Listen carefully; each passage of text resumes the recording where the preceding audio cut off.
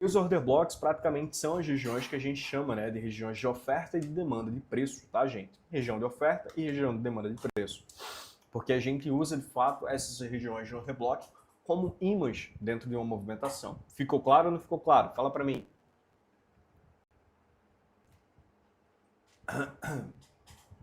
Ficou claro? Vamos tirar algumas dúvidas sobre isso? Fala para mim se vocês têm alguma dúvida com relação a tudo que eu mostrei aqui agora, tá? O Tony tá passando tanta coisa nas lives gratuitas que daqui a pouco só vai faltar passar na conta dele, passar a conta dele da corretora. Só vai faltar isso. Vocês vão ter que mandar o usuário e senha do MetaTrader de vocês para estar operando, né?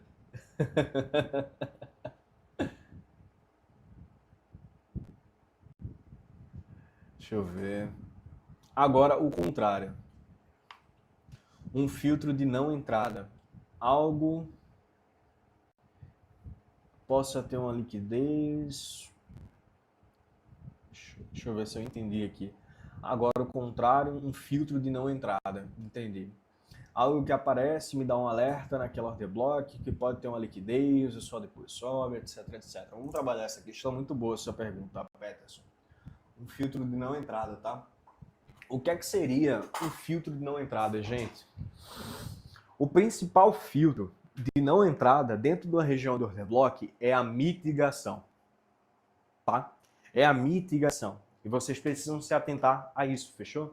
O que é que seria a mitigação de um nível de order block? Mitigar, quando a gente fala em mitigar, significa que o mercado ele veio para preencher as ordens. E quando a gente tem o preenchimento das ordens, a gente tem a mitigação dessa região. E vocês vão gostar bastante do que eu vou falar agora, tá? Olha isso aqui. O processo de mitigação de um order block, ele faz com que o order block ele seja falho em algumas das vezes. Então, por exemplo, a gente tem aqui, ó, uma vela contrária, antes uma movimentação de alta, aí o preço vem aqui, testa e faz a movimentação, ó. Aqui era o order block.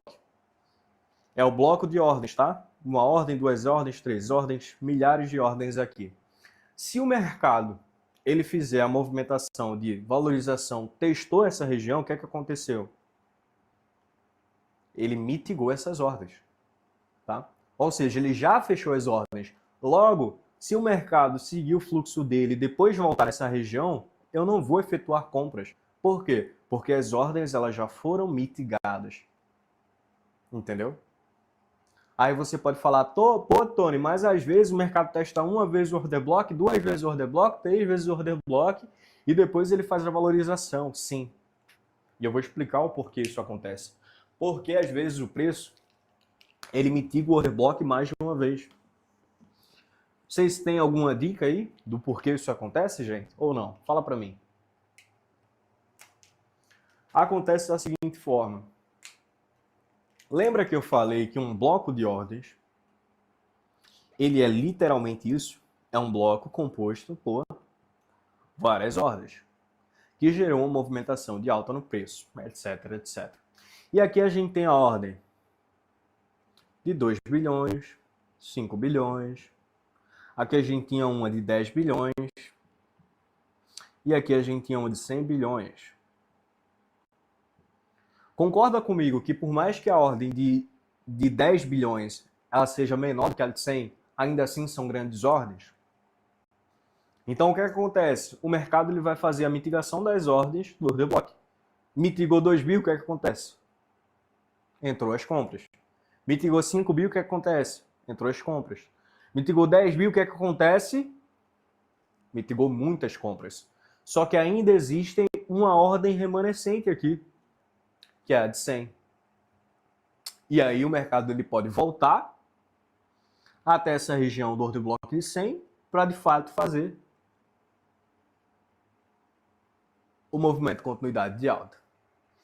Agora preste atenção, essa questão da mitigação do order block, você deve estar atento para fazer uma execução. Por quê? A gente não sabe se tem a ordem de 100 aqui. Pode ser que a de 10 já tenha sido suficiente. E nessa volta que o mercado dá, ele pode simplesmente mudar a estrutura e fazer uma movimentação de queda. Então existem vários filtros quando a gente está no order block para fazer uma execução. Tá? Ficou claro? Ficou claro ou não ficou claro? Fala para mim.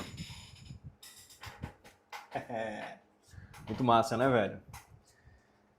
Liquidez, ativou as ordens que não tinham sido ativadas, verdade, ficou claro. Então, praticamente esse seria um filtro não entrada, praticamente você utilizar a questão da própria mitigação do order block. Então, se a gente entende que existem ordens a serem abertas, se essas ordens elas já foram abertas, entendeu?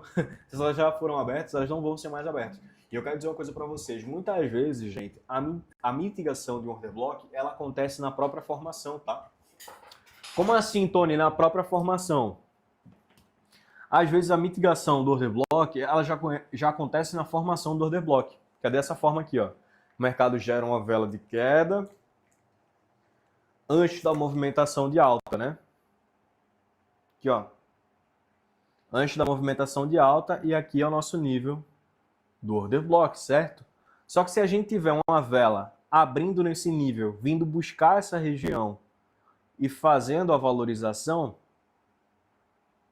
o que é que aconteceu aqui com esse pavio? Lembra da aula de anatomia do candle? Deixou o order block aqui, ó. O mercado foi para cima, depois o mercado voltou. Olha o pavio do candle. O que é que o pavio do candle fez? Ele veio fazer a mitigação das ordens, já nesse ponto, e aí a gente já teve um processo de ignição aqui do preço.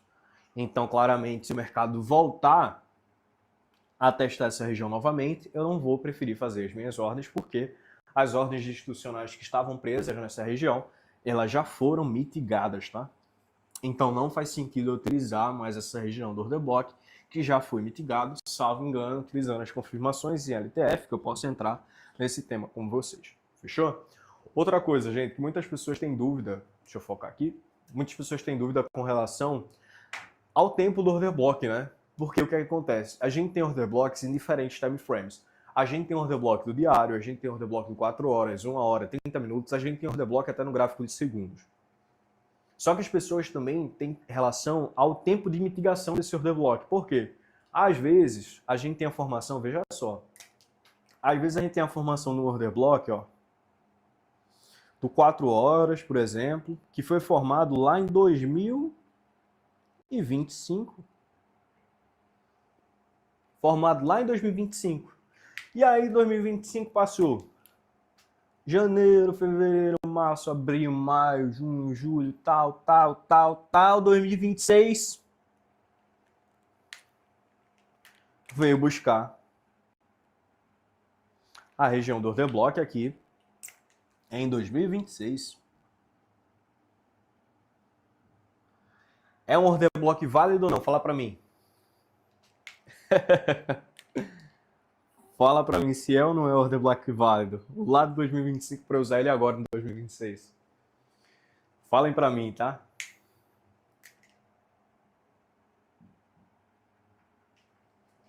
É válido ou não é válido? Fala pra mim.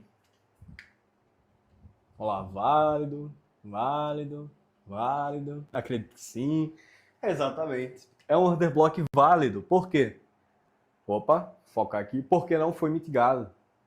Então, enquanto o mercado tiver deixado essa região aqui pra gente e ela ainda não tenha sido mitigada, a gente pode utilizar ela posteriormente. E principalmente essas regiões que estão mais antigas, concorda comigo que os institucionais... Porque, por exemplo, se aqui foram ordens abertas, tem gente se coçando para fechar. Ou se for ordens pendentes, tem gente se coçando para abri-las, entendeu?